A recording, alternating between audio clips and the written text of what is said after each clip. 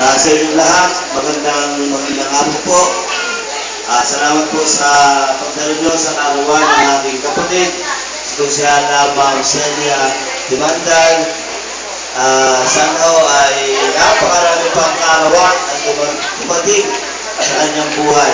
Bagamat siya ay kasakit, siya ay kapiling natin ngayong hapon at ating sineselebrate sa kanyang karawan.